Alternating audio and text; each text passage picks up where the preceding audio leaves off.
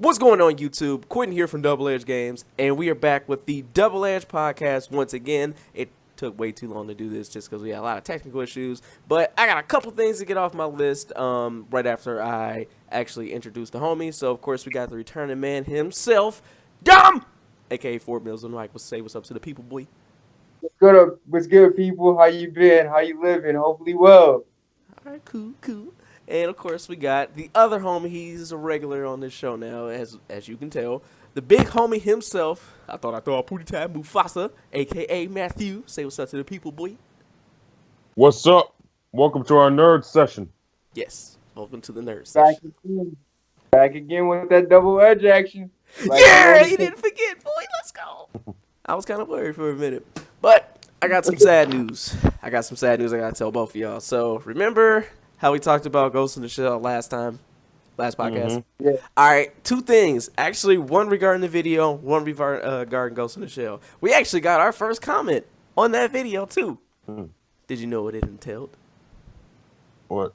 Actually, someone got mad because it was a podcast because they thought it was the actual video. So they thought it was a waste of time, but they didn't realize that it's a podcast. So you cover multiple different topics. So what I will do, just for anyone who wants to pick the thing they want to listen to instead of sticking through the whole thing, I'm going to actually put it down in the comments like each time for each topic that we cover. So that way, everybody can get it. But he was more of the line of confused because I think he was a kid.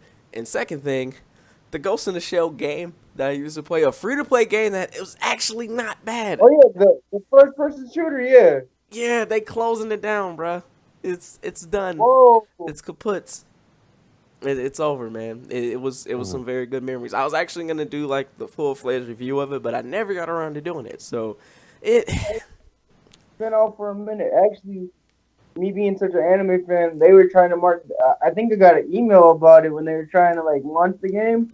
Yeah. They were like, yeah, we like anime and all this other stuff, and I'm like, oh, I'm like, but I don't want to play a first-person shooter, but that's cool. It kind of reminded me of the PS2 era first-person shooters they had for Ghost in the Shell. That was nice, It was a good game. Every couple years, you know what I'm saying? So, It was a good game. It wasn't pay to win.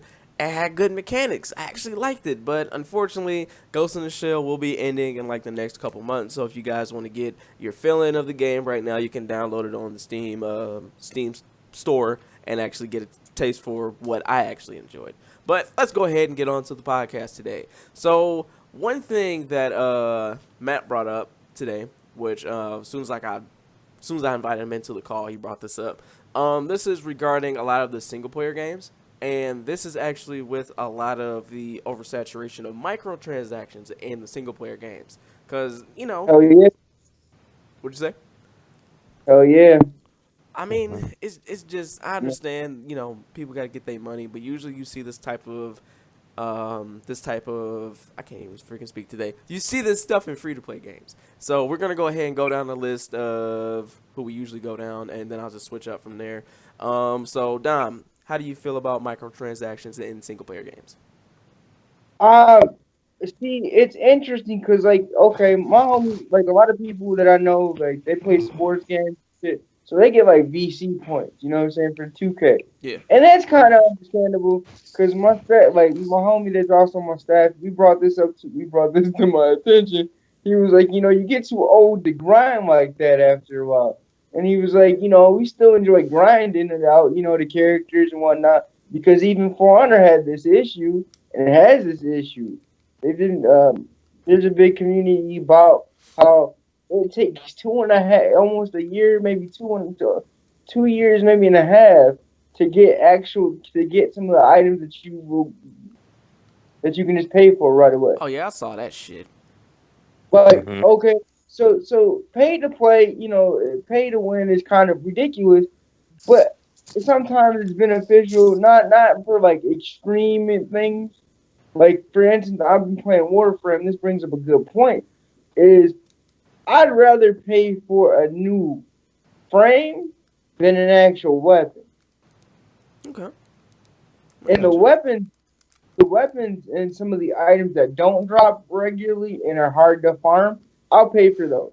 because it's a free-to-play game and there's a lot of material in the game, I will support them that way. But if it's already, I'm dropping $60 and then there's still microtransactions, and we're not just talking DLC, like, oh, expanded story, I'm not paying for a weapon. That's what I mean. That's You what can I suck mean. that one all day with that one, because I dropped 60. Gotcha. And what pisses me off about it is the reason why I brought this up. Mm-hmm. It's because one of my favorite games is going to be released with microtransactions. It's Yeah, not. I heard about the for those that don't know, it's the Shadow Shut up, War, right? War. So first of all, they have 3 versions of the game. They did it Ubisoft. They have 3 goddamn versions of the game. If you haven't checked your PlayStation Store, Steam Store, or Xbox, they have 3 fucking versions of the game. Mm-hmm. How are you gonna make people pay to get more items because they're too lazy to grind? What is the point of you playing a game like that? And then this is what pisses me off when you create a game with microtransactions. You make it impossible. You make the grind almost impossible to achieve. Like, say you want experience points, you need to get up to this level. They will make it ridiculously difficult to obtain this level or this item, or you got to jump through like skyscraper hoops to obtain this particular thing that you want, when you could just pay the money and get it. But that kind of removes and interrupts the immersion of the game that you've already paid $60 for. And if I'm gonna pay microtransactions, make it free to play or make it $20. exactly, I said exactly. It's one of those bad examples, because people don't understand like why free to play games have so many microtransactions, because their game is fucking free. They don't make any profit from it at all. And then when they have it on a platform like Nexon or Steam gets a cut of that money even if they have a microtransaction. So when they throw that stuff in there, it's just like, hey, we gotta eat too. That I understand. But when you already paid $60 on the game and then you dropping in this little bullshit on top of that, all because I don't know if it's either And developers. on top of that, nine times out of 10, the packages that you buy, they're random. You could buy silver or a gold, and you probably still don't get the item, or they have the item, but they make it ridiculously expensive for you to achieve. It's like gaming is already an expensive hobby. We spend up to, at least, I'm looking at my shelf right now, I probably spent about $700 on games. I don't even want to tell you. We've all done it. I can't even tell. I can't even tell you. Either. Now they're killing me with the sales like Steam. So now I'm just like games for half price, but still it's like 60 games. I got more games on my Xbox that I haven't touched than I did touch. I'm like, oh my god, what am I doing with my life now? But it's good, fun. Now you know what's really fucked up that I just realized too. What Matt just said about the whole them trying to really sell you more of, it's not even just the actual game itself or the microtransaction. They're selling you the chance to win something. So you're not even guaranteed shit. So that's what's really fucked up. You're not guaranteed the item that you want? You're not guaranteed the item that you want. Nope, you're not guaranteed it. They say you have a chance to win a rare item. And people did this shit in Call of Duty, bro. It's really fucked up. They can randomize these nuts, man. I'm sorry. Because honestly, you guys know how I feel about that. And if I'm paying a price to get this badass item, and I mean, okay, but let's put it in perspective. Okay, back in the day, there was a few games that if you got the first day, pre-order bonus or whatever, the shit really did damage inside the game. It broke the game for you, which was sometimes kind of fun. Like in Darksiders, remember that, ladies and gentlemen? Oh, yes. that Scythe broke the damn game because it was like something that you got at the end of the game and you played in the beginning of the game. Yeah. Mm-hmm. That's different for me. But nowadays, anything DLC is more fucking cosmetic and less beneficial to actually playing a game. Case in point, Final Fantasy. What's the newest Final Fantasy? Was it 15? 15. Yeah, 15. Oh. So 15. I pre-ordered 15 because I wanted the badass sword. Cause I'm thinking old school Dom way. Like, okay, I'm playing a motherfucking game that's gonna make monsters gonna kill me. I need something to hit my monster with that critical. Mm-hmm.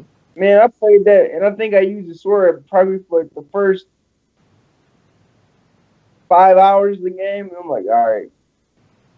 So like, I didn't even get my money's worth. You know what I'm saying? So if I can't kill a god with it, what's the point, right? Yeah. It makes sense. It's just one of those weird things. But we're gonna move off from this topic before I get too tilted because there's so many AAA games doing this. It's ridiculous. Flat out, bottom line is that randomized gambling, pack opening shit, fucking sucks. So anyway, we're gonna go ahead and Trading card game. Unless it's a trading card game, and then yes, it's part of the trading card game. that too. But in video games, leave that out. So But this one is something that's kind of interesting. I remember this game. It just dropped like a few weeks back. It was a game that Matt actually showed me like either a year and a half or 2 years ago. It's called Hellblade: Senua's Sacrifice, and it is. oh yeah, Yep, it's a game where the main character suffers from psychosis, but she's pretty much in Norse, like trying to go through Norse version of hell, and she's trying to like either save like her boyfriend or some shit. But it was originally a ninja, right? They originally, because it's one of the first times me and Quentin actually sat down and had a conversation. We argued about this because he's like, "Suck it down, been coming on PlayStation." Nah, and I was like, "What?" And it's like, "Oh my, I hate you." it came on PlayStation and PC. I didn't expect it. It just popped up, and I was like, "Hey, I remember this fucking game." But yeah, it's not too bad. I remember the conversation we had. Cause I'm not, you know me. I remember everything, that game. I've been looking at that game for a while. Mm-hmm. I thought it was a neat idea. I've seen some backlash. Didn't care. I haven't read any gaming news in about 2 months. Sorry, fans. Just not been in the mood to listen to people complain about devs right now.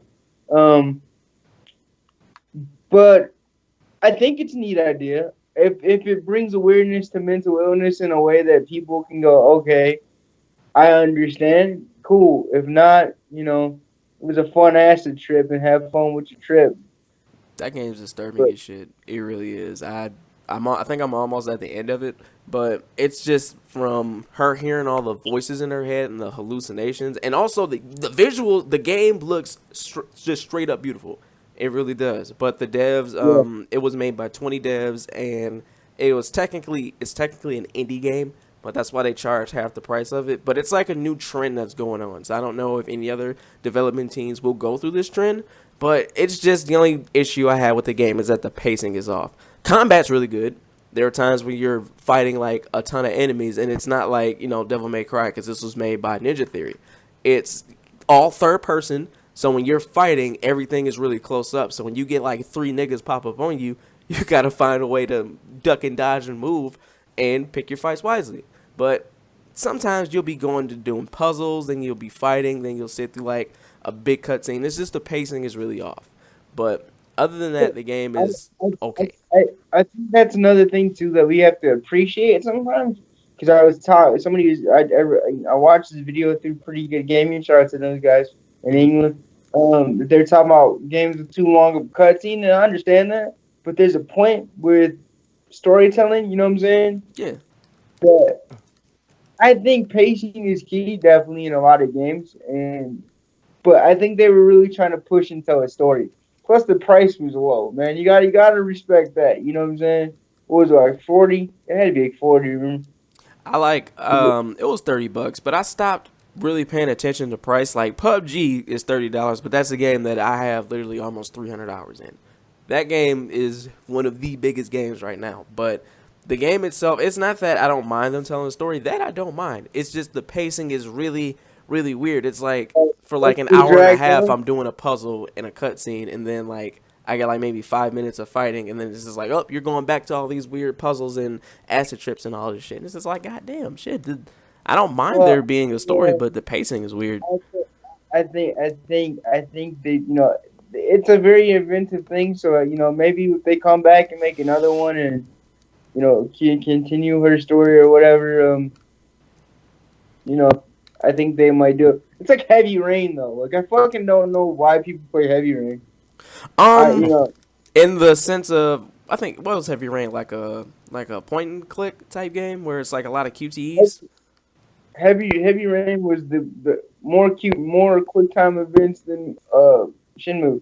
I got you. You know, you had to do quick time events just to get it on. You had to do quick time events to kiss. You had to do quick time events to open the fridge. You had to.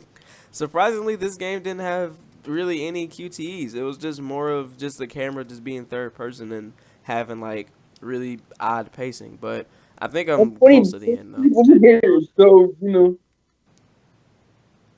But I mean, they probably, they probably figured 20 people made it. They're like, we're gonna make people pay for this shit.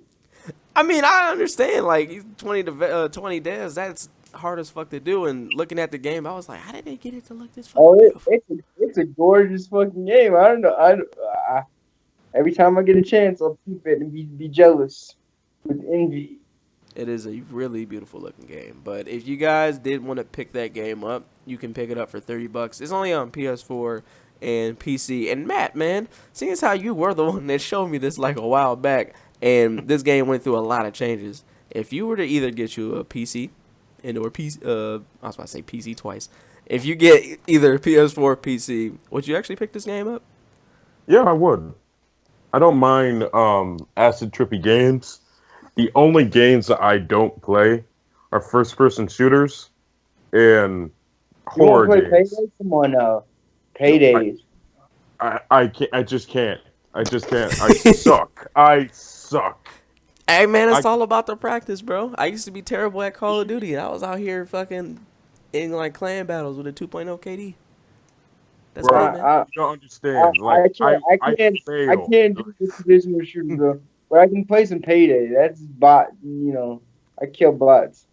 Payday's not bad. It's more of the recoil is like kind of, it's a whole lot better. It's not like Call of Duty-ish where there's no recoil whatsoever. But that game you will feel your damn gun. But I'm trying to think of a good shooter that you can play. You never play Halo or anything? I have played Halo.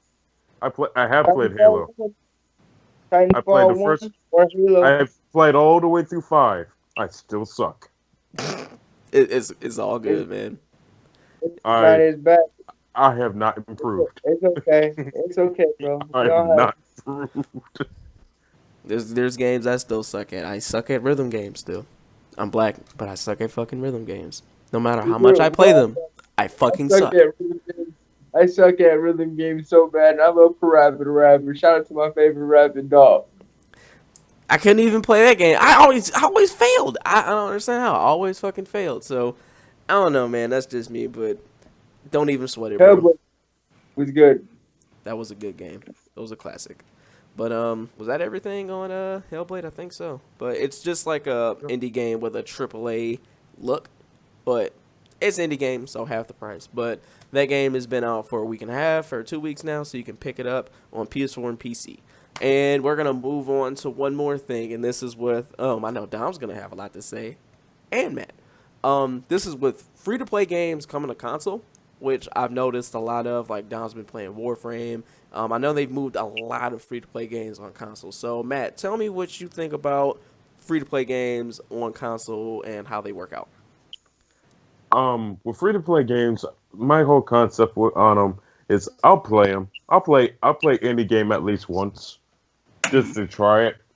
As long as it doesn't make, as long as the microtransactions aren't crippling or make the game unplayable, free-to-play games are actually quite awesome. I like them.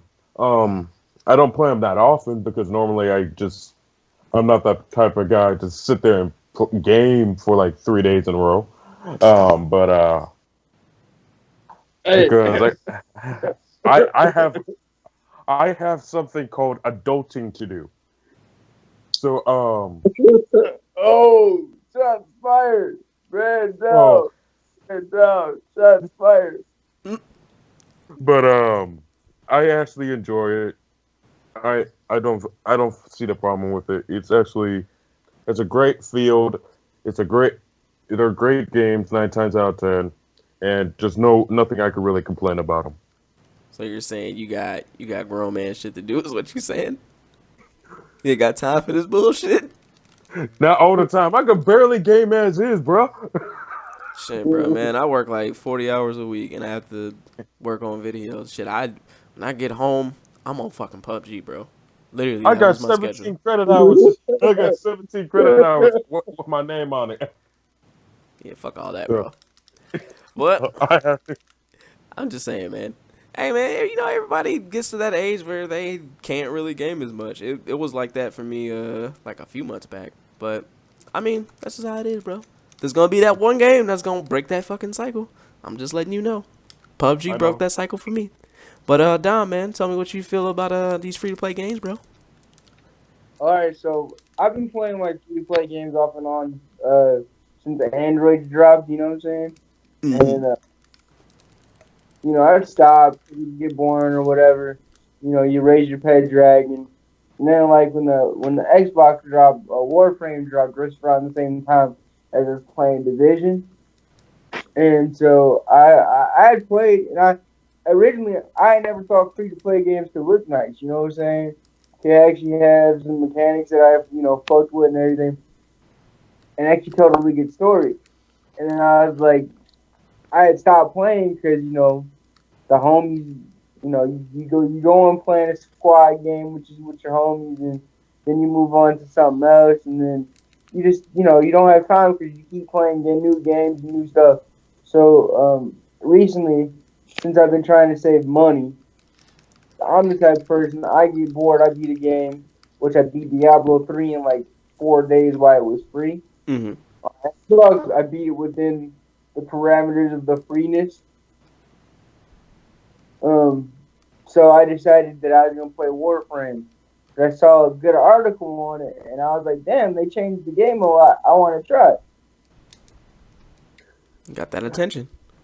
And I've been playing that, and I also been playing Marvel Heroes Omega. Why does that sound familiar, but I don't remember what it is? That sounds Like really familiar. it's dungeon looter. Oh, it's one of those. I got you. And it now that's really fun. It's simple.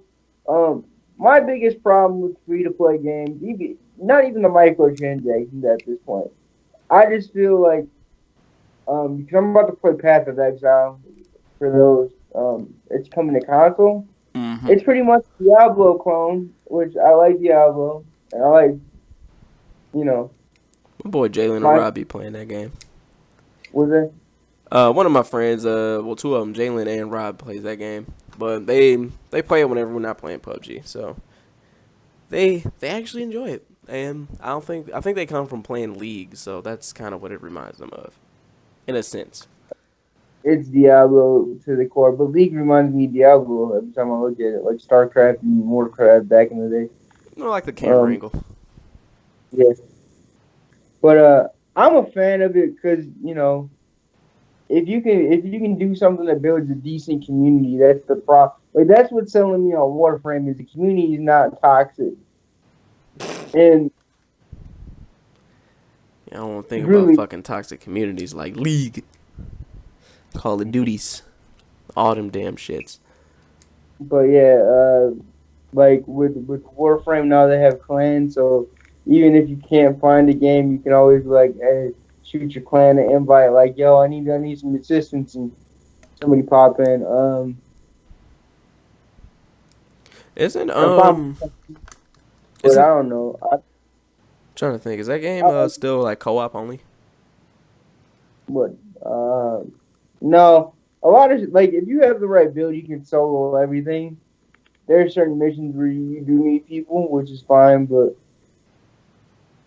I feel like trash because people kind of have to carry me during the spy missions because I'm not good at hacking. But Oh, I got you. I got you. I remember that. I remember doing all that shit. I need to start playing that game again too, but it's just been, I don't know, just and PUBG just took over.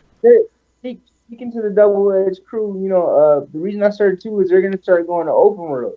They have a new open world thing. They just had they have their own convention. I didn't even know that they have their own convention, Oh, really? and yeah, they're big, like they're huge. I didn't even know that shit.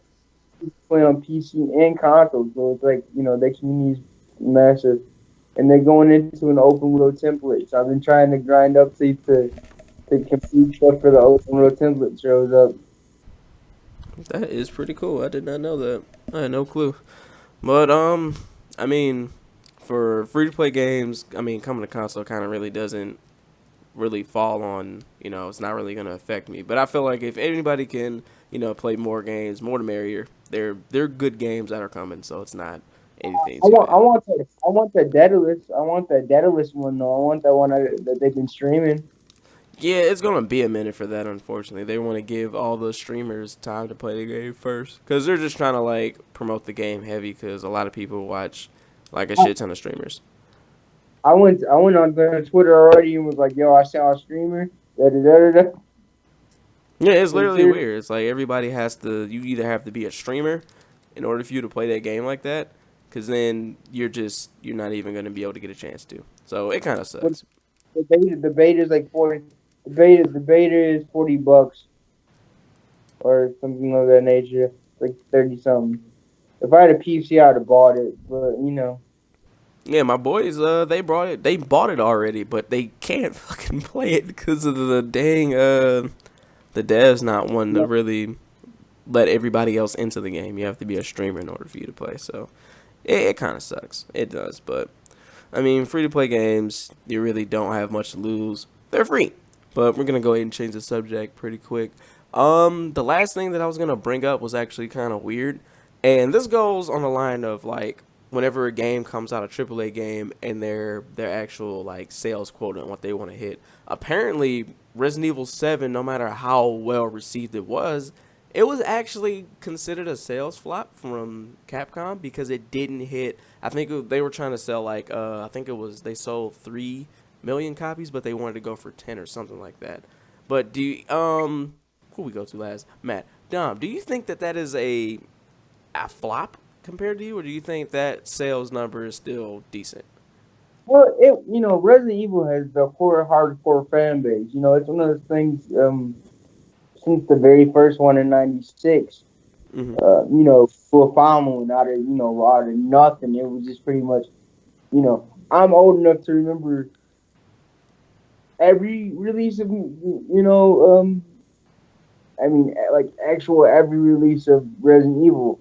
Yeah. And the most height I've ever seen it at was like 2 and 4. Very true. Very true. I still love 4 to this day. 2 had director's cut and 4 had the new camera angle that everybody fuck with. You know what I'm saying? Mm-hmm.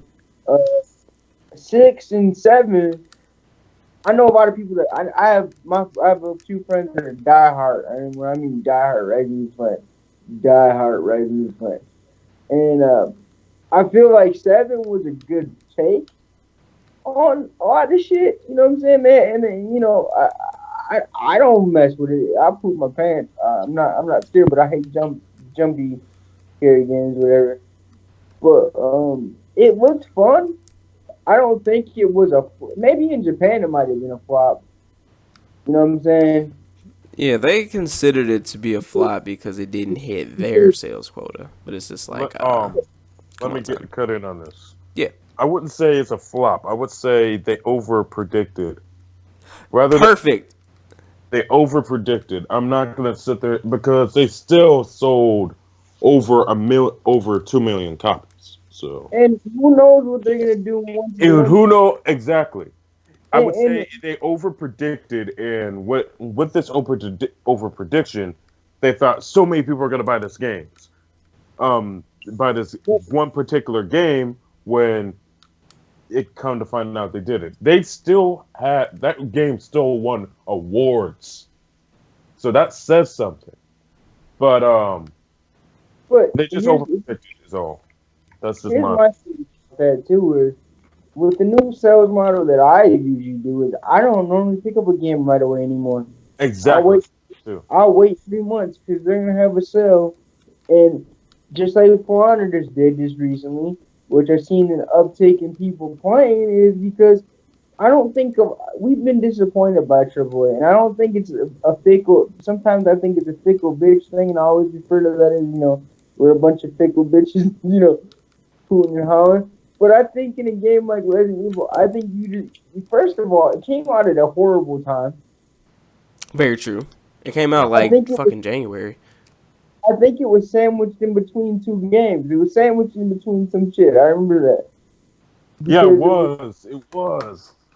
In between two other games that were also big sellers. And Ghost Recon. Okay. It wasn't really. Ubisoft was dropping that stuff. And so, yeah, you're going to have bad sales. My biggest thing is Capcom doesn't give a fuck about their people anyway. And one thing they got to understand is that style of that genre of horror is not for everyone. A lot of people, and then also a lot of people who were fans of the like Revelation style, because I've played every single Resident Evil besides I think 3, but besides that, it was something new for them. It was just like, okay, Resident Evil Revelations 2, people felt like they nailed the horror, suspense, and gameplay. They thought they nailed it all together because Revelations 2 was good. But then they went to that, and they're just like, fuck. Even myself, who was not going to get the game because they did that change. But then when I actually got it and played it, it was actually one of my favorite games of 2017. It actually still is, too. But, yeah. I do think they overpredicted, too. Especially for, like, a big change like that. I don't think you should be, we're going to make 10 million easy. Nah, son. You changed your formula heavy. I'm going to be very, very blunt. Capcom believes in their name and believes that if they whatever they push out, everybody's gonna buy. That's all. That is a big statement, but that's how it is. They're about to get a big wake up call soon, bro. Because Marvel vs. Capcom Infinite, niggas is hating that shit. They're getting a big wake up call because it's just not good. We're not getting X-Men. Because Marvel doesn't want to deal with the mutants, but like then your whole game is pretty much where our brothers play Marvel vs. Capcom. And I just had this conversation at the comic book shop. Shout out to the homies at the shop. We just had this conversation about Capcom and exactly the same thing. Just like you don't care, and when you stop caring about your properties, it's kind of the PlayStation model. I kind of think PlayStation doesn't care about their They care to grab up properties, but I haven't seen one PlayStation game that made me stop and go, I need to buy a PlayStation right now. Like Yakuza might be the only thing. The new Spider-Man might be the only thing that will get me to buy a PlayStation. They need to suffer. They need to suffer because they brought back an old school Spider-Man drill, which I would love to play. But, they don't fuck. That ain't for them. All right. It's weird, bro. But that's Resident Evil 7. So, I mean, if you guys still want to give them a little bit of money while you can, then have at it. Yeah, wait till it's on sale, man. It's going to drop down. And then Capcom's going to have a shitty-ass sale somewhere. You pick that thing up and enjoy yourself. Actually, they got one on Steam. They do. I think it could have ended already, but it was like, I think it started Thursday, like last week, because that's when the sale started. But yeah, they actually had one then. So I don't know if that shit's over now, but it's Monday, so they usually have it for just a weekend. But it just depends, yo. Just depends. So does anybody have anything else to add on this topic before we switch? What's up? I do. It's not this topic, but it's an off-topic thing. All right, what's up? Those of you that live in the Ypsi, Ann Arbor area in Michigan know that HeroCon, Ypsilanti HeroCon is coming to Michigan for the first time. Oh, not bad. It's on the 9th. You can look it up. I could probably talk to Quentin about putting the link in the description.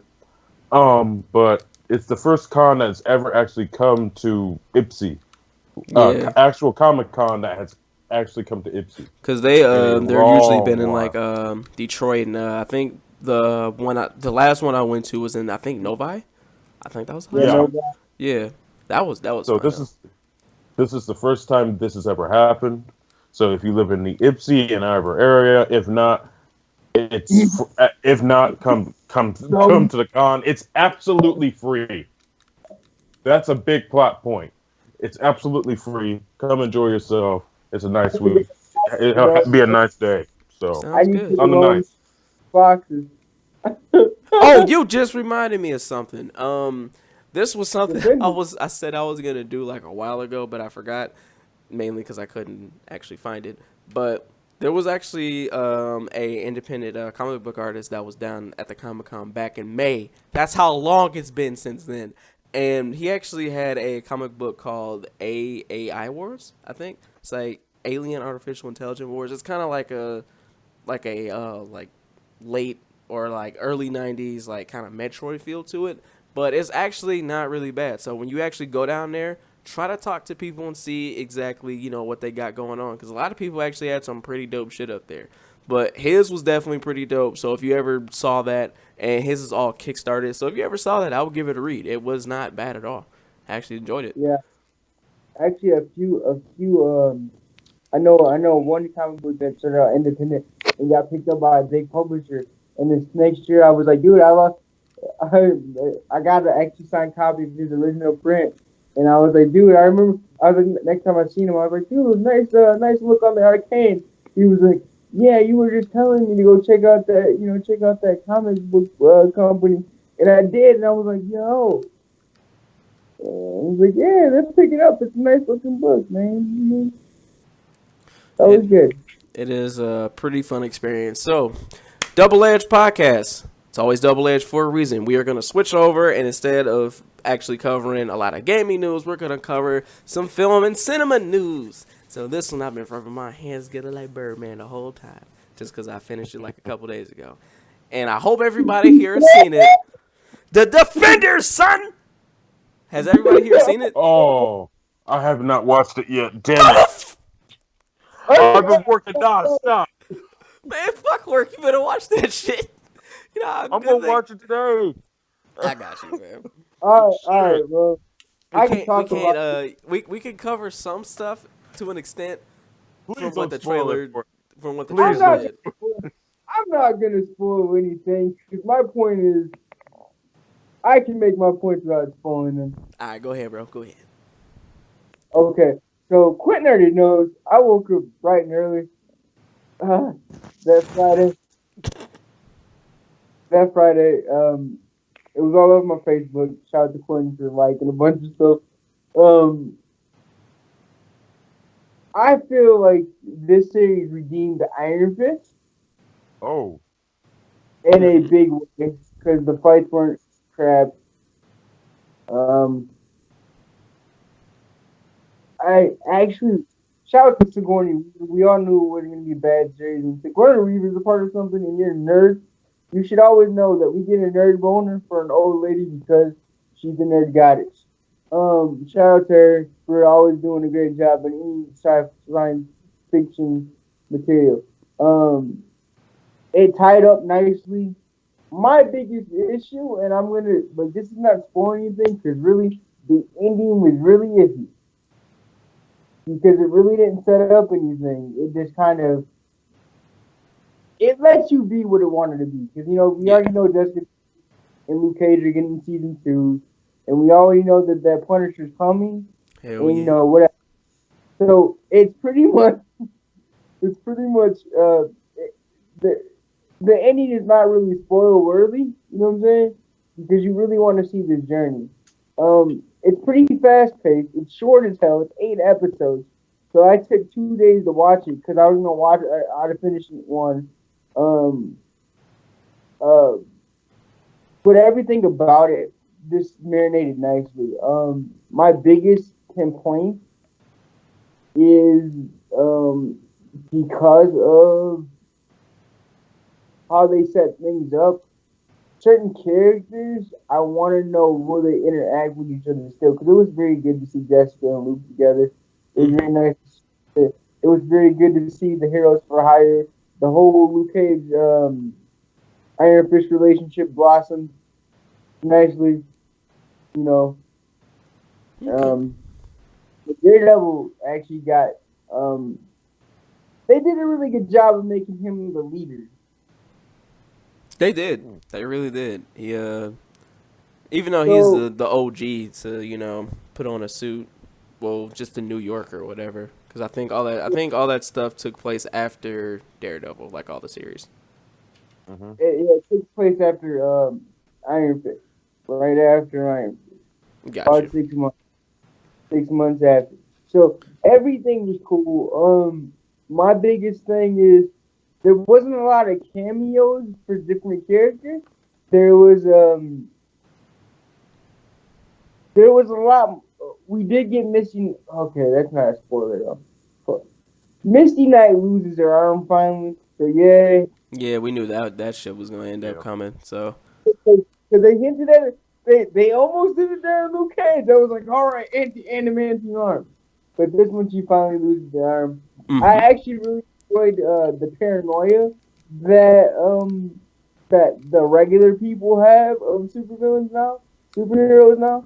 But it's pretty common, so they weren't like, oh yeah, like it's, we're scared of them. But it was like, man, brothers got to realize that they just can't do this. hmm Um, to see, and now you're gonna get a Punisher. So like we're gonna see like a regular dude. We're just gonna see murder, and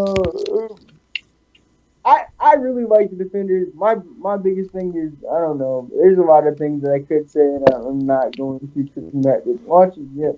Yeah, very true. Um, um, oh, the hand was dope. And now we're gonna, I want to see what that's gonna be like. Got you. We know. For those who watch the ending, she's not a bad guy. It So I want to know how that turns out. There is one thing that I gotta say. Not necessarily like a kind of spoiler related, but I guarantee he'll watch the first episode, he'll know what I'm talking about. They kind of buffed up Madame Gao as the leader, and of course in the trailers you see it's Sigourney Weaver. But if you saw what Madame Gao could do, it makes no sense of why she's not the leader. But Okay, okay. So this is how it works. So Madame Gao only uses Chi Blast, and she's done it in a couple other series where she's like pushed brothers back. mm-hmm, But her problem is she likes to play the background. She was one of the original monks at the temple. very true. So, so she was born and raised it. So she can do a lot of crazy stuff.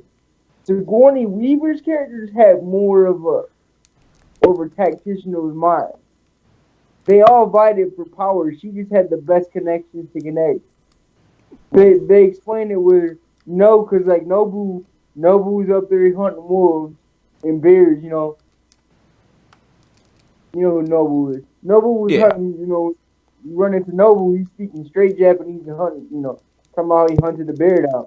Mm-hmm. Madame Gao always played her position because they explained it in Iron Fist that she was born there, so she knew of the place. Very And true. so Sigourney Weaver had more persuasion and power over that because she fought for her right. Because Madame Gao tried to overthrow her years before. They say it in dialogue. I think honestly, Madame Gao is strong, but she's not strong enough to withstand an onslaught. You get what I'm saying? She's tactical though. I'm about to say she was out here straight flexing niggas without doing nothing. All she did Yeah, was put her arm out, was like, "Huh," and she was out here flexing people. I was like, this she woman is fucking scary. she's throwing that shit around a lot, but yeah. Um, I think there was one more thing that I liked about it or one thing I did like about it was the action was good. The fighting was a whole lot better. I think you did say that too. Um, Other than that, it actually didn't seem too drawn out. Like it was, I think it's like 9 episodes, so it wasn't anything ridiculous like 15. But it was still I wish nice. it was. See, I wish it was because here's the thing that I like about, and this might be just because I'm a comic book fan. Matt can tell you this. I love dialogue. I can pretty much give a flying F about everything. If you give me good dialogue, I will be the most happy person because I like relationships with heroes.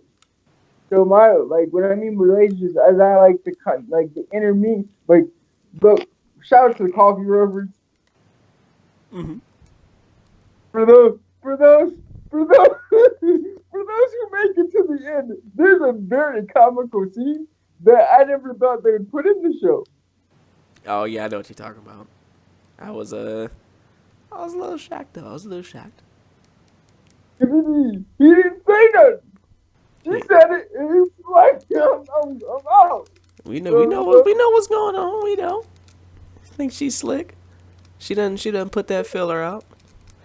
And I heard that shit. I was like, oh, y'all starting this early? Okay. I giggled, and I was like, but they need the baby. At some Which point, brings me to talk about this in the show. We talk about this in the show. So in the comic books, Luke Cage and Jessica Jones are together, right? yes. And they have a daughter, which is super powered, epic. Natural born super soldier. That's Pretty the much. best way I could describe her. Much. Natural born super Pretty- soldier. Okay. Who have strong as parents. And my friend was saying, I wonder if Marvel is ever going to do something with the baby because now, like in the comics, they let her grow up. She came out like maybe 2009, maybe when Luke Cage was running the Avengers. Mm-hmm. He took the spot. She was around when after when Luke Cage was basically took over. He took over Captain America's spot basically. Yeah, and the Avengers, he's the leader of the Avengers. Actually, if you ever watch the Luke Cage, when Luke Cage is in anything, like even in the Defenders, if you can tell that he has the qualities, he's the moral compass, and they did a really good job of that too in Defenders, because he, especially at the end. But yeah, I just wondering about the baby because I love reading. I was reading the power book that came out a few months ago, where like he was riding around in a suit in a dad's like minivan, you know what I'm saying? Mm-hmm. And Iron Fist was like, "You need to kick butt," and he's like, "No, I gotta watch the baby."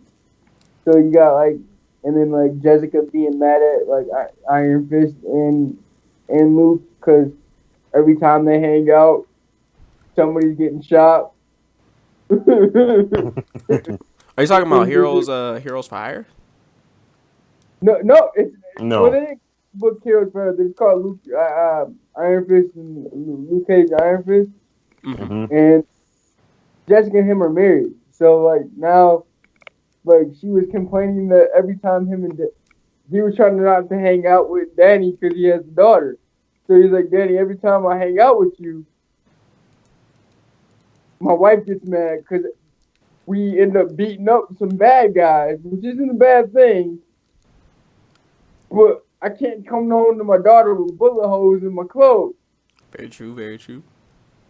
It's not a good look. Plus, a lot of their Luke's money, extra money, goes towards clothes. On top. Yeah, it always goes. It goes through his clothes. And Jessica was mad because she's like, every time you hang out with Danny, something wrong happens. And then, because he can do kung fu, he wants to fight everybody. Quentin, this is how bad it is. Luke just went to the store to get a fresh packet white T-shirts, and it's a running gag. It's a running gag in comics. I mean, sees- he motherfucker be getting shot up. He sees Danny outside, and he goes to go help him, because he's fighting some giant robot. shooting with machine guns for hands, and he ends up going in to fight him, and he ends up burning up the new bag of of fresh t-shirts that he just got, Son. No. Yeah, and ends up getting his entire shirt burned to a crisp. And he ends up going like, "You're the next pair of shirts are on you." He goes like, "Wait, what do you mean?" He said, Bro, it's just like he be getting lit the fuck up every single time, and it's like, come on, man, that has to be really annoying. Like all your clothes has just got bullet holes in them. It's not like something you can just patch up. It always sucks.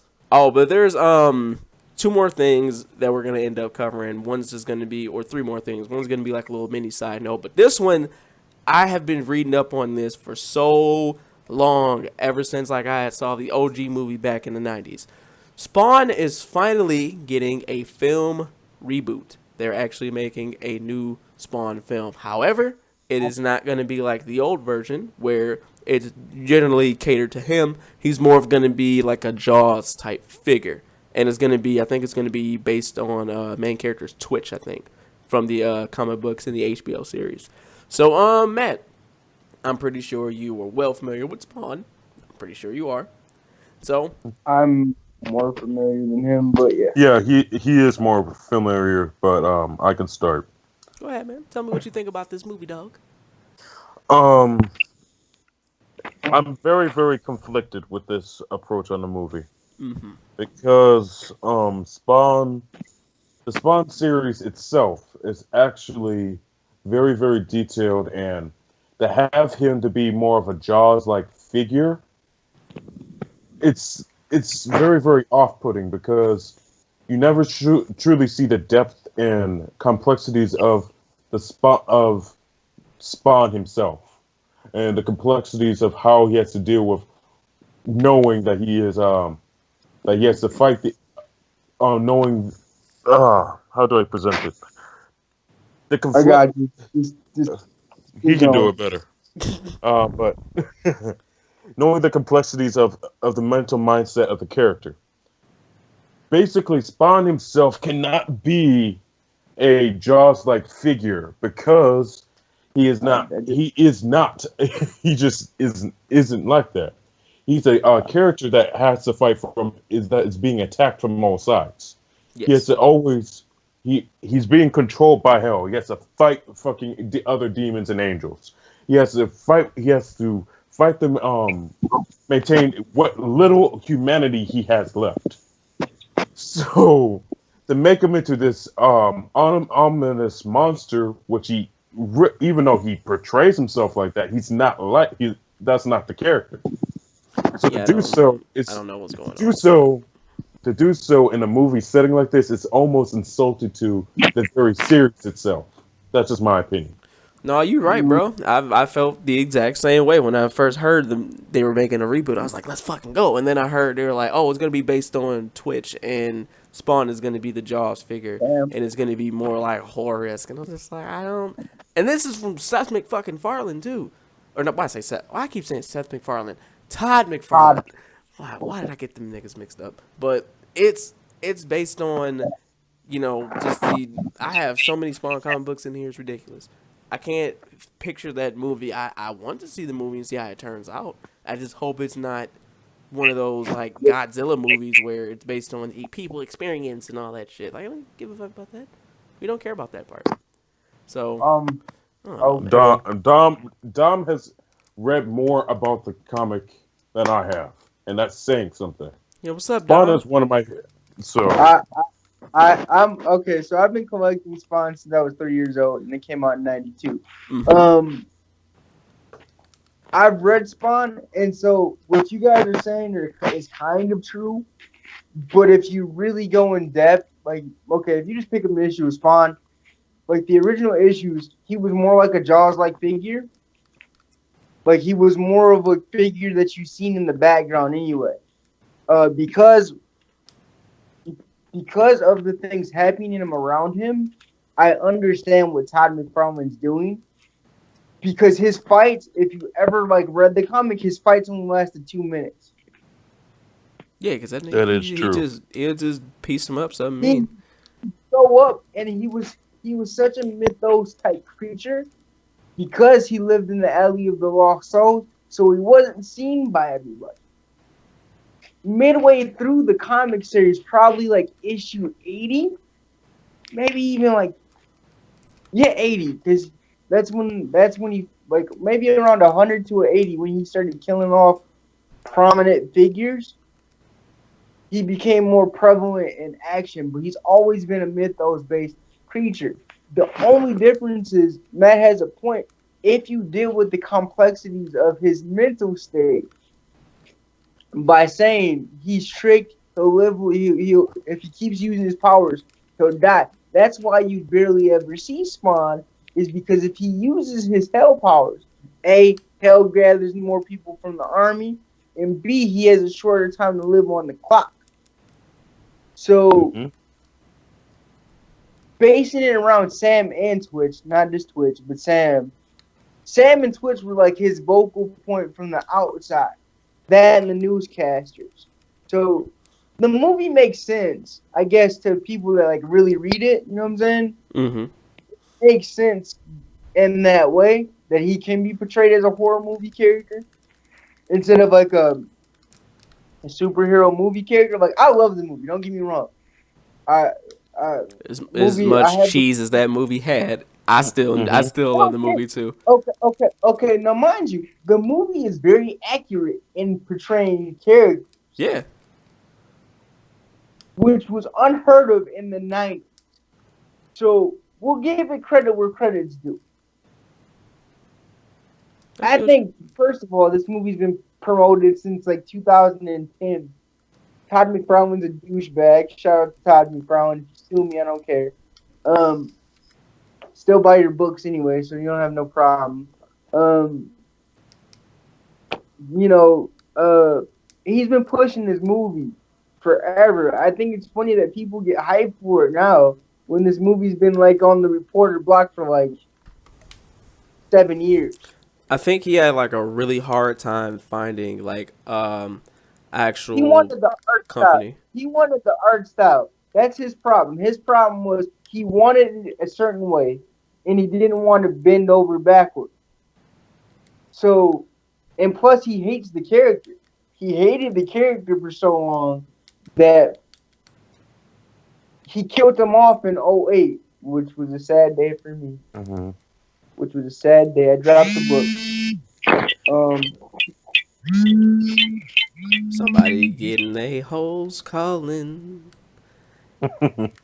Somebody got him. I'm trying to understand, why did he hate the character so much? Who hates Al Simmons, bro? Like, I don't understand. I'm gonna have to really dig into that and see why he just hated the character so much. I don't understand why. He's actually one of my favorite comic book heroes to date. He really is. I just don't get why he would hate him. Maybe it was because that's all he could have been known for or something. I don't know. But the movie itself is... Oh, shit.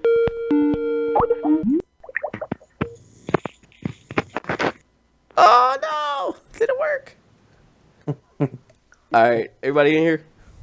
Yeah, we're all in here. I'm sorry about that, everybody. Technical difficulties. Nah, you smooth, bro. Tell me why Todd McFarlane hated Spawn as a character, because I did not know this. Okay, so Todd McFarlane likes money. Yeah. A lot, right? So he likes money.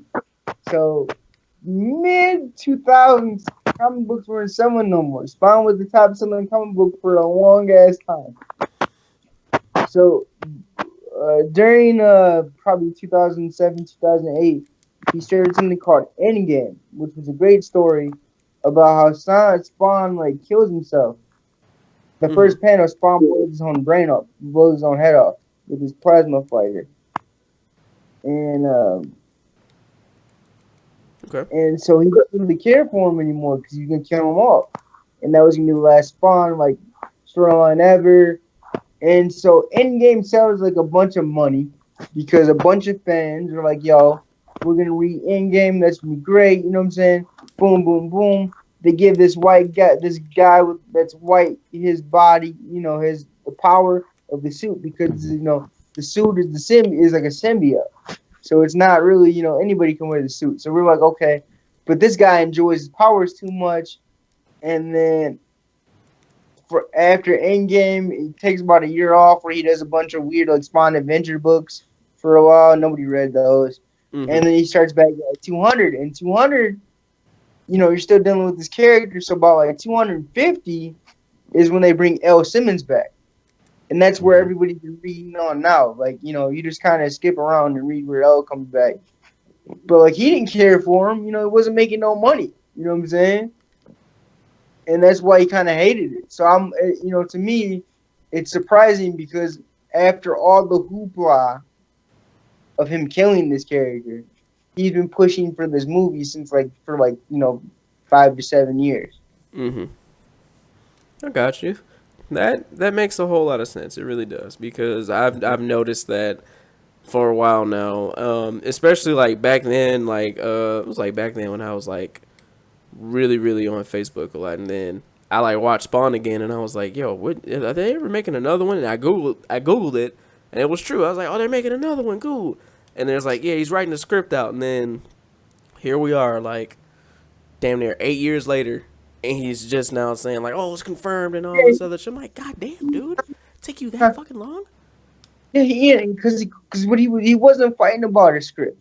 The script was the last thing on his mind. He's been fighting lawsuit after lawsuit, all types of stuff. Todd McFarlane's been going through so much stuff. And me being like an avid Spawn reader, like I'm such a Spawn reader. I have issues in multiple. I have all the first issues in multiple. And I have, every side Spawn story ever made. So,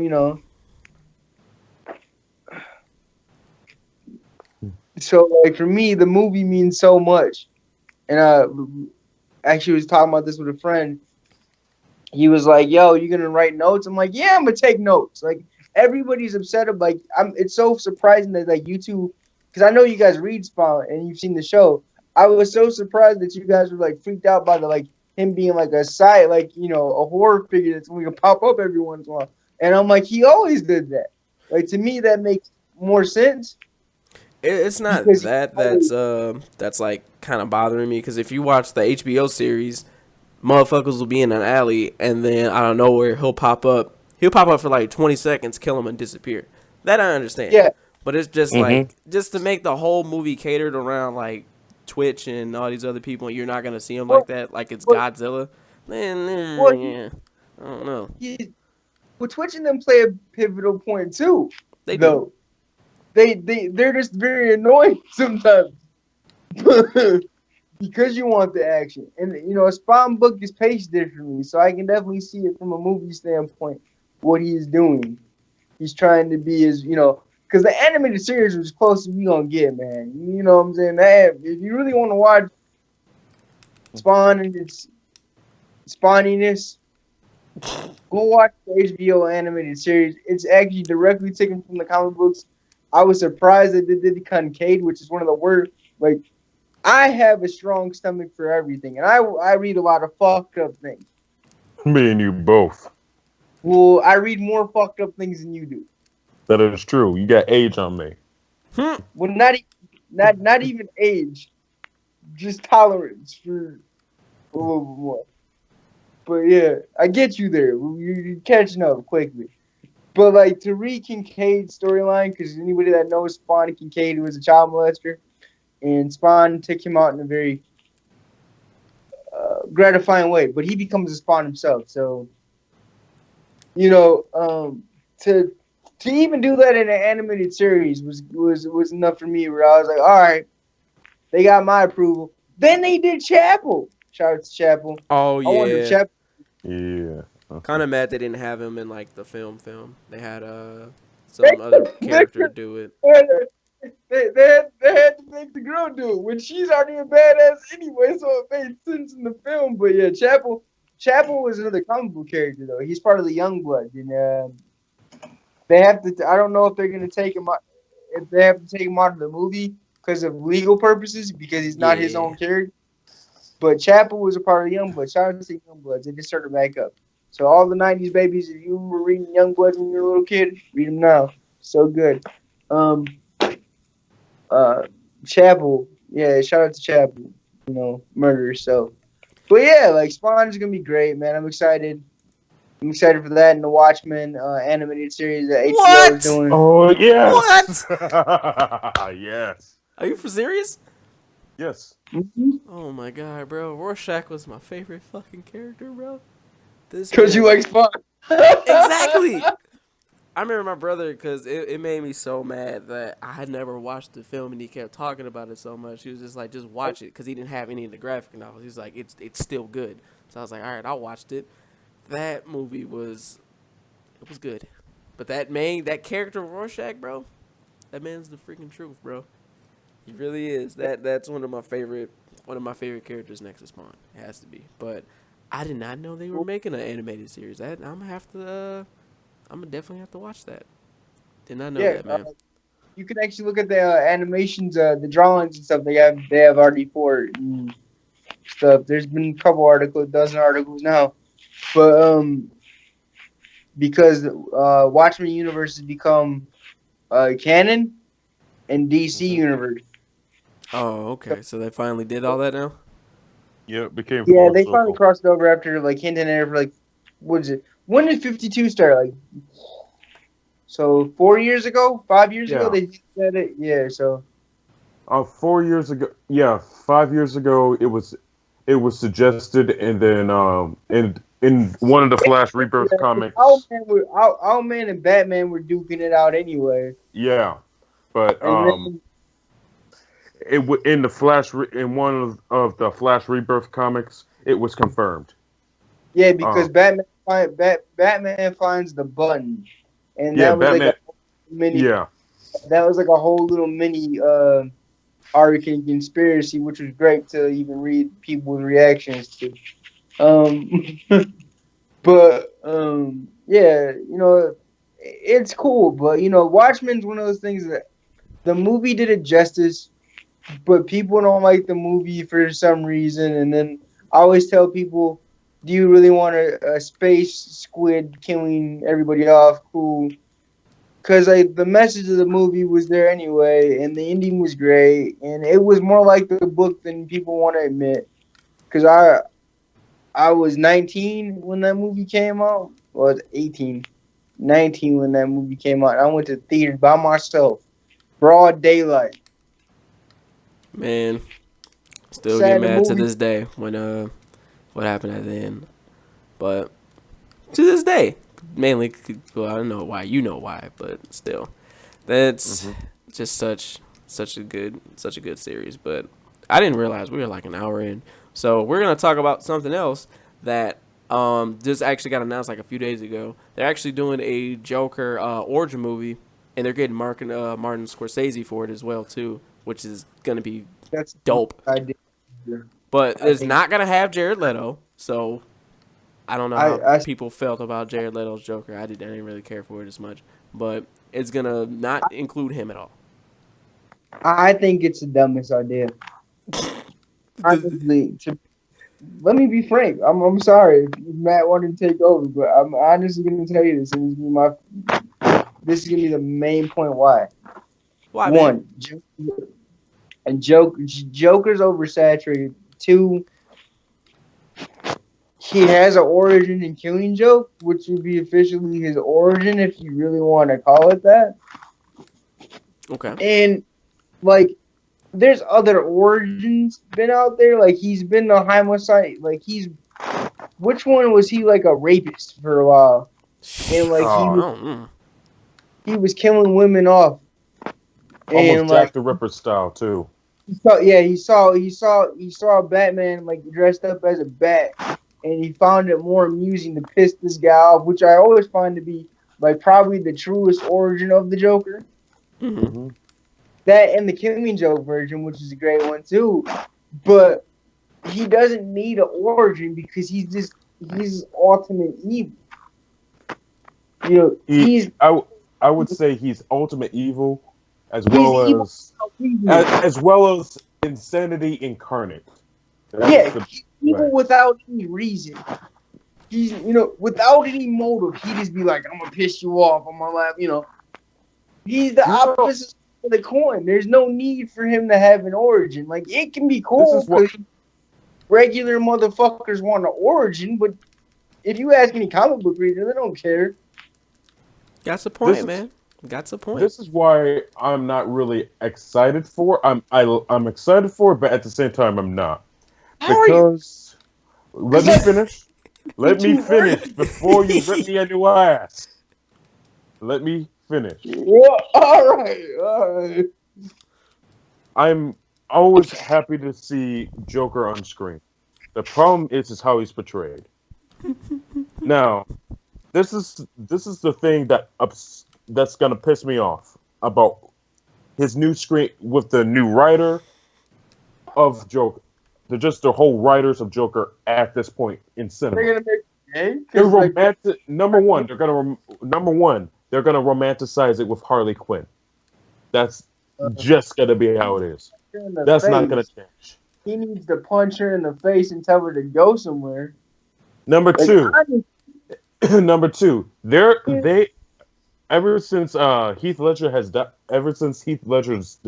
death, they have not been really.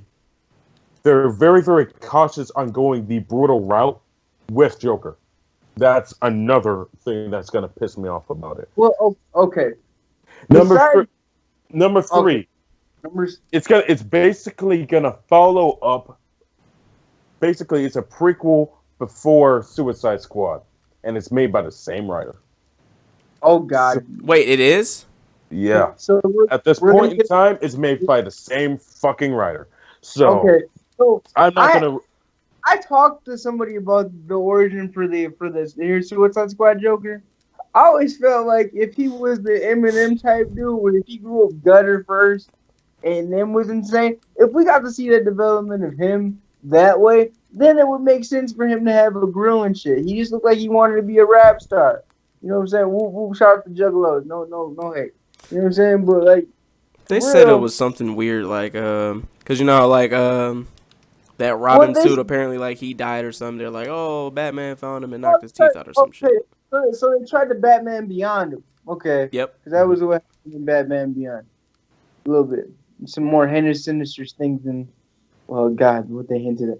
But, like, the Joker is not really a character he's an ideal. You know what I'm saying? He works better as a mythos an ideal than an actual, here's a bad guy. You know what I'm saying? This is how I describe Joker. Batman, Bruce Wayne Batman is the only being in the DC universe that can truly comprehend of what Joker is capable of. Joker has manipulated the entire Justice League, including Martian Manhunter. It's Batman's opposite. So you got super smart good guy, you get super insane bad guy, which is And it's just the complexity of this character hasn't really been brought to the screen, other than I can only say two times. Other than two times, Jack Nicholson and Jack Nicholson. That's the only two I can really think of. Yeah, Jack, you know what I'm saying? But I honestly, I really think this is, and thank you for bringing up this point, Quentin. Because this brings me to think about Flashpoint. Yeah. Why the fuck do we need a Flashpoint paradox being made? Oh. If you're doing average, we're talking average viewer in the cinema, mom or your boyfriend or whoever else that doesn't read comics. For a comic book fan, we don't want to see it anyway because it's already been done on Flash in a very good way. Mm-hmm. But if you're going to confuse the shit out of somebody that just watches comic book movies just to watch comic book movies, this is what you do. You throw time travel with the most time traveling motherfucker on the planet Earth. Like he is. Oh, Whew. I'm sorry. You can tell I read a lot of comics and I get really pissed off really quickly when some dumb thing. Oh, Quentin, Yo. and viewers, I don't think you are aware of this, but Dom brought something up that made my soul hurt a little bit because the DC universe wants to win so bad, they've actually considered doing the Flashpoint. They're doing it. Oh shit! It's just oh damn. Basically, Flashpoint is too complex to even comprehend. It's 62. Was the whole DC universe was feeling the effects of Flashpoint. It was big like Civil War, and at least they can do Civil War in a movie because it's simple. Boom, boom. Let me just go into this. Just to describe Thomas Wayne Batman and Martha Wayne Joker, it's gotta be a hard as fuck thing to do on its own. Yeah, because oh my god! Why don't they just watch the animated film that's on Netflix? The animated film doesn't do it justice. The animated film basically gives you a nice overlook of what it was like. To put that to a movie screen in a live action setting, that's going to be difficult. Think about how many movie fails we've had with DC trying to do that. Shit like damn. DC's got that fail under the belt. Speaking of which, one last thing before I quit talking about this because it's gonna makes my soul hurt. Harley Quinn gets the movie, right? So they give Harley Quinn a movie. There's two things people want to complain about. A, that they're not going to probably do the Poison Ivy, Harley Quinn relationship. Probably not, because they've been shooting at that Deadshot first. She had the Deadshot relationship before she had Poison Ivy. Community, whatever. Y'all can fight for y'all rights and do what you want. There's some good shit out there. I like the Harley Quinn and, Poison Ivy relationship. It makes sense. At least that's the only thing that comic book writers that do LGBT content makes sense. Really, that one really does make sense. Because they have history, and she gave Harley superpowers to defend against Joker beating her butt. But you need to show Harley Quinn getting punched in the face, and you need to let her have her relationship with Deadshot first, if anything. Because you aimed at it at the movie, which was the proper relationship that was going to happen anyway. That is not just because Will Smith and Margot Robbie in the movie. No. It was actually because it was in the comic book, and it works out like that. Very true. My problem is you need to show her get punched in the face by Joker. You need to show the absolute abuse too. I don't condone violence towards women, but you need to understand why that relationship is not good and don't romanticize it like it's the greatest fucking relationship of all time. It's the Joker fam. Like, I don't understand why people don't realize that shit. It's the Joker fandom. Get punched. Get punched in the face. If you want to take it there, take it New 52 route and we'll figure out why she left him. Basically, if the fans don't know, those of you that just watch the movies, I don't want to. Basically, the New 52 route is. I'm agreeing with Dom, but you guys, some of you guys that have not watched the original Batman series, and then some of you guys aren't even aware of the comic book abuse that Harley went through. Joker has tried to kill her more times than I can count. New 52 route was the best though. That's her snapping point. Yeah. That's her never coming back. And then I also like the Injustice universe where when she meets another universe's version of Joker, he's just as abusive, and she ends up beating the shit out of him. She beat him so bad that he crawled to Batman saying, "Take me home." That speaks So volumes. yeah, That says a lot. That says a lot. But so that's why we went on a rant because I just feel like some things need to be put out there. Like yeah, we should do the positivity with the with her and Poison Ivy. I salute that definitely. It's never a bad look to look at Poison Ivy together with Harley Quinn. Um, never, never. but you need to give me the right context and the way things are. Some character development because you've been writing some plot holes, DC. You've been writing some potholes. You know what I'm saying? If it wasn't for Wonder Woman and her slow mo, you know what I'm saying? I don't know. Y'all had to go with Wonder Woman. No, don't do me wrong with this one. It's just one of those weird things, but hopefully, I don't think I'm not gonna say I don't think the movie gonna be too bad, but I don't know, man. This Joker's just been one of those characters. He's been around so much. Like, for an example, Spider-Man. That's why Spider-Man: Homecoming you didn't see in origin stories because it's been done sometimes. But Yeah. Joker hasn't been done, like in every single movie. But it's just to a point where especially if it's comes from a damn comic book, that maybe you should think twice before you do that. But that's just Not my to opinion. mention- So Not to Yeah, mention, finish it up, man. I'm sorry.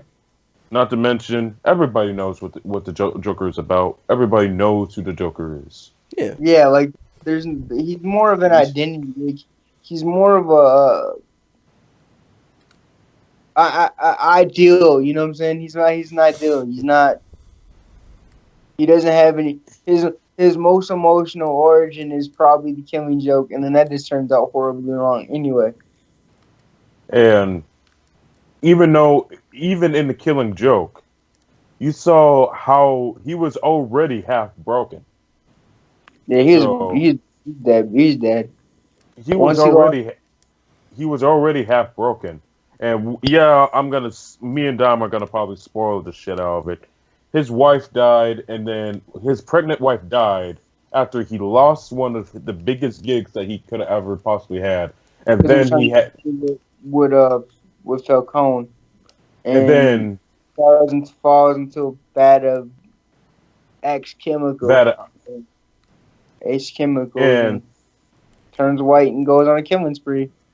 and then that already but- sent his mental balance. That he was already mentally unstable. Yeah, he So- was at the lowest point in his life. He was basically. This happened this didn't happen in a matter of days. This happened in hours. Yeah, he snapped So because he was already a struggling comedian. So yeah, for the most part, everybody, I'm sorry this podcast is long, but we haven't talked in like 2 months. hell no. no, we've been all busy. We've been all busy doing stuff. Shit to do. Shout out to all the nerds in the world. I meant to tell you this. What is up with shout out to Uzi Vert for him having Sharingan eyes? $50,000 Sharingan eyes, which is ridiculous. Hey man, he be on some shit sometimes, bro. That dude is ridiculous.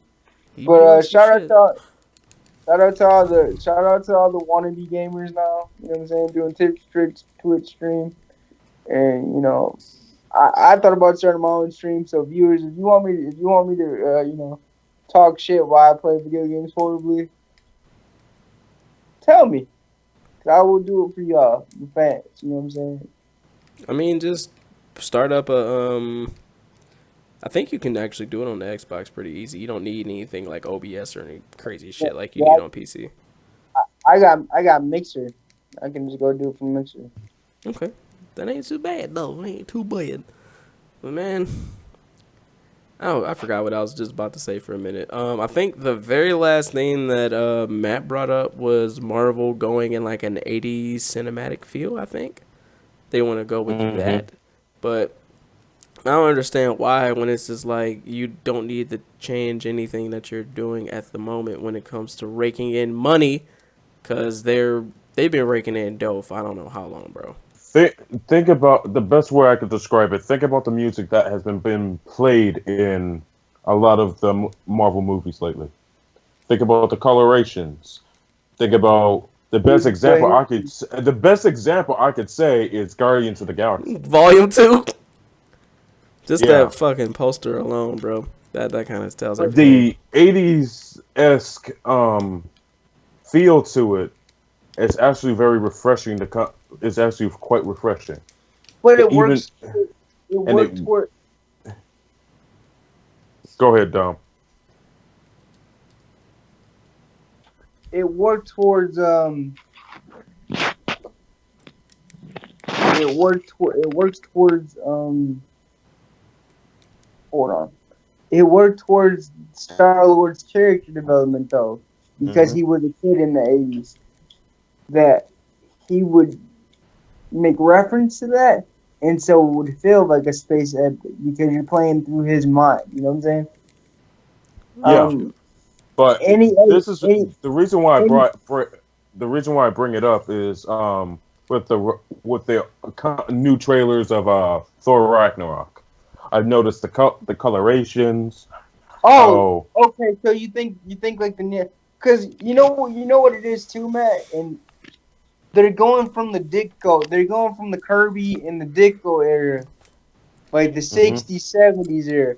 Because if you ever look, like I just said this because I watched Guardians 2 for the first time yesterday with a homie, and I was saying it felt like an acid trip. It felt like I was listening to Rush Mm-hmm. and all those kraut rock bands that do mathematical nerd rock, which is awesome. But really epic sounding things. And but watching something like Doctor Strange, That's also another reference to that. I had an idea that like it looks like the comic book panel. So I wonder if they're going for brighter panels for certain things, for certain eras of the book, because like Thor, through the ages, I think the best. What Thor might have been the best in the '70s, because in the '90s he was kind of still bright. There's been like Thor's always been a bright kind of thing, and if they're gonna go for like a Ragnarok, if you know anybody with like a painted band with like some Dungeons and Dragons type shit, it fits. But I don't think it would work all over the universe, all over the cinematic universe. I just think in that, and specific things that relate back to comic book artwork and panels. Okay, gotcha. It kind of does make sense once you described it, but other than that, I think that's actually all the notes that we did have today. And this is the longest. I think this might be the longest one we've had, but other than that, man, I can't think of any side notes, but I guess that's the end of the show because there's not really much else we had to cover. We pretty much talked about everything for the majority of the time, especially when it comes to Spawn. Talked a little bit about Defenders, and I might make Spawn the head title of the video. That's what I might do because we spent a lot of time on that, or Joker, because we did spend some time on that. But that's the end of the DoubleEdge podcast. So I'm just gonna go down the list again. Everybody say they last little few words before we end. So Matt, anything you want to say to the people before we close out? Matthew, where the fuck? Matt, The fuck is Matt? Well, Matt must have dropped out. All right, so down, man. What you want to go ahead and say to the people? Mufasa has left the building, everybody. This man dipped. Well, it's been a pleasure again, everybody. Once again, hit that like, subscribe button. Leave a comment. You know what I'm saying? Hopefully you made it this far. If you did, I appreciate you for listening to me ramble for like 20 minutes about stuff. And next time when you put a comment, actually make sure you know the difference between a podcast and an actual topic video, please. It'll be most appreciated. And once again, we always back at you live and direct with that double edge action. Like who? Rurouni Kenshin. Yeah, boy. And I see you in space like Cowboy Bebop. We trying to stall this out as much as possible until this man pop back up. A few moments later. You scared the shit out of me. It's like, God damn. You scared the shit out of me, bro. Oh my God. All right. So what we did was we just closed everything out. But is there anything you want to say to the people before we close out? Keep nerding on. That's what I appreciate. Dom, take us out one more time before I get another fucking heart attack. All right, ladies and gentlemen, once again, with the double edge action, back up in that ass. Hit that like and subscribe button. You know, leave a comment if you hate, appreciate it, and leave a comment. You know, I wanna talk to the people that don't like me. Man, just keep supporting Quentin because he knows games, bro. He knows games. He does this without getting paid in the pocket. You know, he's not PewDiePie. He's the real guy with the real fly moves. You know. Yeah.